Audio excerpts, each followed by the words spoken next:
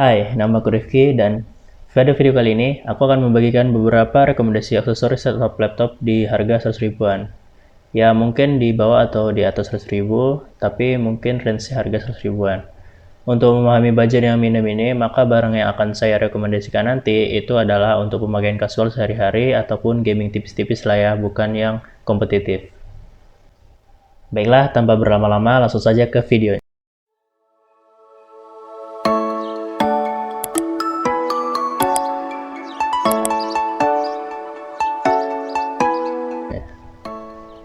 Untuk rekomendasi yang pertama, saya akan merekomendasikan yaitu mouse. Di harga 100 ribuan ini ada merek-merek lokal yang menurut saya ini sudah cukup bagus ya di harga range segini tuh. Yang pertama itu saya rekomendasiin itu dari brand Rexus, ada Rexus Sierra G23, yang mana mouse ini merupakan mouse gaming seri G dari Rexus, dan mouse ini merupakan yang terbaru ya, upgradean dari mouse sebelumnya dari Rexus juga, itu G20. Untuk kabelnya itu sudah kabel braided ya, jadi itu awet untuk jangka panjang. Untuk performa sendiri, Rexus G23 ini memiliki spesifikasi yaitu memakai chipset A704F, yang mana ini tuh sanggup di frame rata-rata tuh 6000 fps dengan kecepatan pemetaan sensornya itu 60 fps.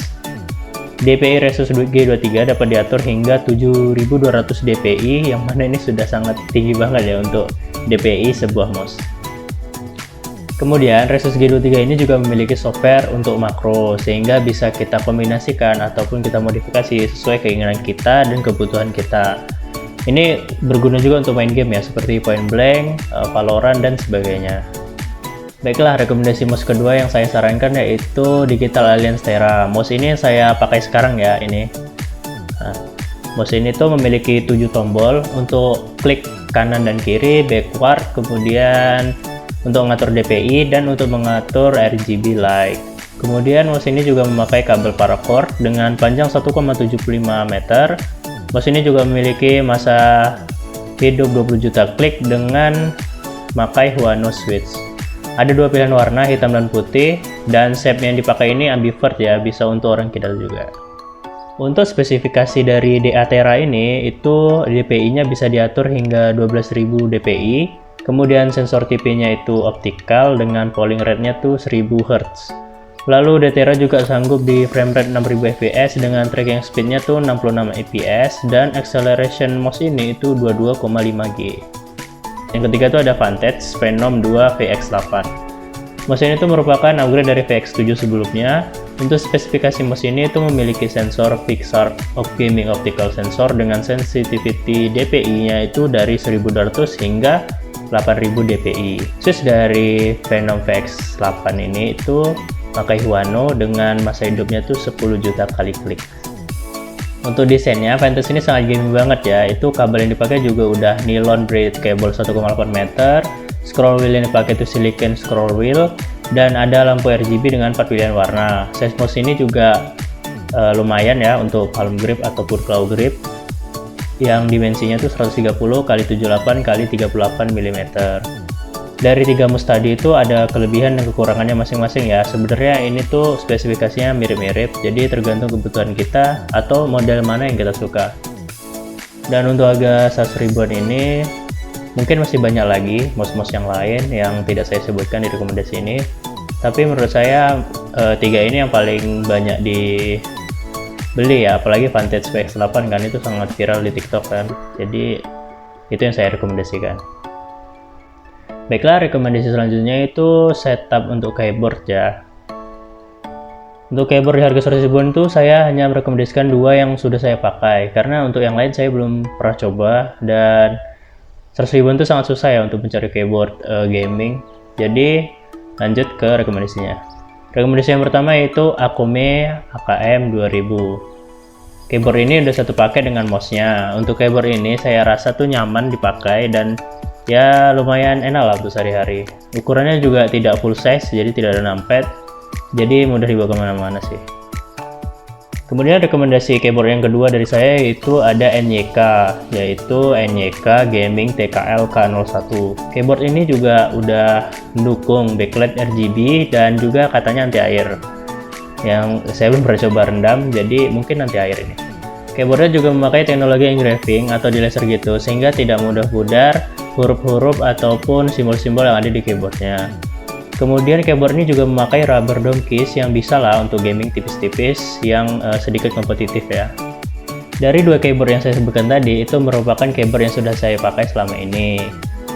Untuk range harga segini tuh agak susah mencari keyboard yang bisa main game kompetitif ya, dengan kayak mechanical keyboard gitu, terbatas dengan harga range 100 ribuan. Untuk gaming tipis-tipis saya sarankan dari NDK tadi.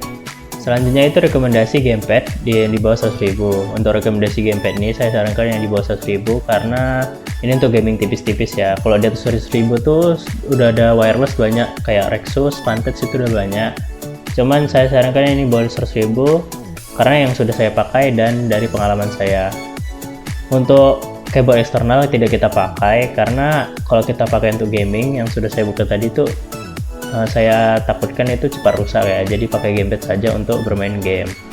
Ada dua rekomendasi dari saya, itu dari Xbox 360 original pabrik yang ada di Shopee tulisannya, tapi sepertinya KW ya karena di bawah 100 ribu. Dan satu lagi itu dari MTech, dia kayak stick PS2 gitu. Untuk Xbox 360 biasanya tuh langsung kedetek dan mudah untuk main game langsung gitu. Tapi kalau untuk MTech ya, itu agak sulit untuk ngedeteksinya karena itu bukan ori game Xbox-nya ya, jadi saya sarankan lebih ke Xbox 360. Baiklah, yang ketiga itu rekomendasi earphone atau headset lah ya. Untuk pemakaian gaming ada Sedes Wing 10. Earphone ini itu udah memakai driver dynamic 10mm with neodymium magnet. Kemudian sensitivitasnya itu udah 103 dB di 1 kHz dan frekuensi responnya itu 20 hingga 20.000 Hz. Untuk mix sensitivitasnya itu udah 46 dB, dimana udah 1 kHz yang cukup oke untuk kita berbicara atau berkomunikasi di dalam game. Ini untuk gaming ya. Panjang kabelnya juga sudah panjang nih, 1,2 meter dengan konektivitasnya itu 3,5 mm jack. Itu kalau kebutuhan gaming saya sarankan Sedes Wing 10. Tapi kalau Anda suka dengan musik atau kebutuhan untuk berbicara seperti Zoom Meet atau membuat video seperti ini, saya sarankan memakai Edifier ya. Ini adalah earphone yang saya pakai sekarang. Ini videonya tanpa diedit ya suaranya. Jadi ini langsung dari mikrofon dari mic Edifier P180 ini. Earphone ini tuh sudah komplit dengan earbud dengan remote mikrofon, unit driver 14mm yang bassnya tuh menurut saya sudah pas ya untuk musik. Jadi kedengaran kayak misalnya kita dengar di lagu gitar gitu, itu petikan gitarnya itu sudah sangat mantap sekali lah. Kemudian juga udah omnidirectional dan ini sudah ada silent noise-nya ya. Jadi sebenarnya sini agak berisik, ada kipas angin, ada sanyo yang bunyi ya. Tapi ini saya rasa tidak kedengaran di dalam video ini nanti. Kemudian yang saya suka dari earphone ini juga udah high res audionya, jadi mendengarkan musik yang seperti saya bilang tadi itu sudah sangat detail. Jadi untuk gaming Anda bisa pilih Sedes Wing 10 dan untuk musik saya sarankan Edifier P180. Mungkin itu saja setup 100 ribuan rekomendasi dari saya. Setup yang saya sarankan ini itu berdasarkan pengalaman pribadi dan pemakaian saya selama ini. Sudah sekitar 1 tahun lebih lah ya. Jika kalian mempunyai versi-versi lain, kalian bisa tulis komen di bawah. See you in the next video.